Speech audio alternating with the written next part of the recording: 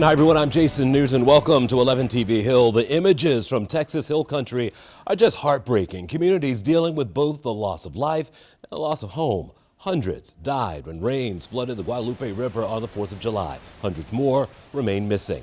Some of the most enduring images come from Camp Mystic. Counselors and young campers at the Christian summer camp were among those killed in this storm. One camper who did evacuate shares what she experienced. I woke up to really loud thunder and I couldn't fall back asleep because I just had a gut feeling that something bad was about to happen. And then around 2, everyone started to wake up and they kept going in the bathroom and stuff, and our counselor just told us to get back in our beds because it was just a little rain.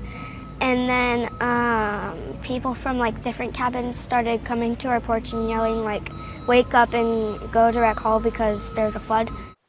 Now, although Maryland is miles away from Texas Hill Country, the disaster resonated with camps here. Like Camp Mystic, River Valley Ranch is near a river, and the camp's director assured parents that their children are safe. We are very proactive as it comes to the weather. So what we try to do is stay on top of what is the actual forecast and what are we looking at for the week. And every single day we send out a daily weather report that we put together with a local meteorologist. It's either red, yellow, or green, to let our staff know that today this is what we expect for the day, and so that they can prepare. With this tragedy affecting young children, parents no doubt fielding questions from their kids about what's happening, especially those attending overnight summer camps. Earlier this week, we spoke to a therapist about how to best navigate these conversations. And joining us now is therapist Sarah Spun. Good to see you. Thanks so much for having me. So as we talk about everything going on in Texas, there will be some kids who will come to their parents with the easy question of, can this happen to me? And as a parent, I can't imagine how to approach it all. So give me a way into this conversation. It's hard. It's hard as a parent. It's hard as a human. And especially when a little one is asking you, or a teenager, even an adult. Yeah. Just being there for that person and validating and normalizing that this is something horrible that happened. The feelings that you're feeling are normal. That you have feelings about this shows that you care. And that's really important to emphasize. For the parents on the other side of the spectrum, if the child doesn't say anything, but you're feeling it inside of you, should I present the conversation to them, or do I wait for it? Oh, that's such a great question, because I feel like there are a lot of parents that are probably tiptoeing, knowing that these horrible things are happening, or this horrible, awful thing happened. And if you gently open the door to your child, rather than being like, oh my gosh, did you hear what happened? Yeah. Because if you do something like that, then it's gonna put your child on edge. Yeah. And then all sorts of red flags are gonna go off.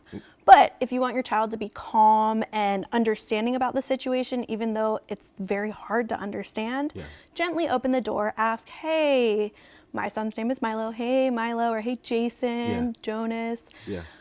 Have you heard about what happened in Texas? And, kids hear Milo walks in all the time when Mr. Jason's on TV. So have you heard about what happened?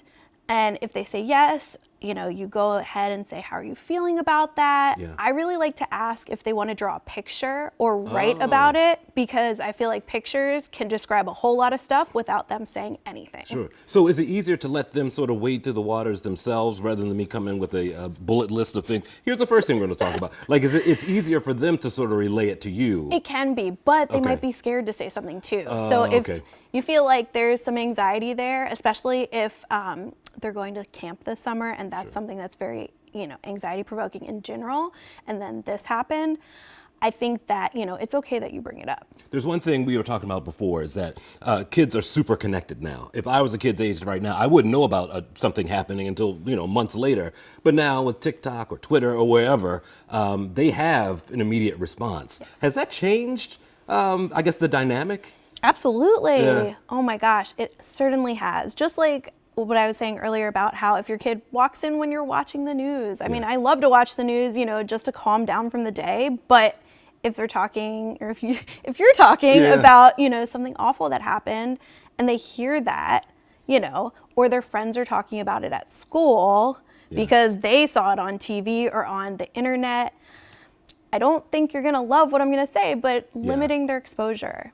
at least while you're around, knowing what they're watching. And hey, if they walk in the room, maybe you turn the TV off and you focus on something else. Sure. Or you don't let them have the iPad with the news on it, because again, I get my news on my iPad in the morning, and same thing, Milo will be right here seeing it. Yeah, and everything you see, the kid sees as well. Yes. How about coping skills? So we get to the point where they have seen something and now there may be fear. How do you cope and sort of get yourself to the other end, the other side? Coping strategies are, there's a ton of them that you can do. There's some trusted coping skills that I always preach about. Okay. Square breathing, where you breathe in, you inhale for 4, Okay. exhale for 4, inhale for 4, okay. exhale for 4. And you have the child make a square, if they can, Sure. while they're doing it.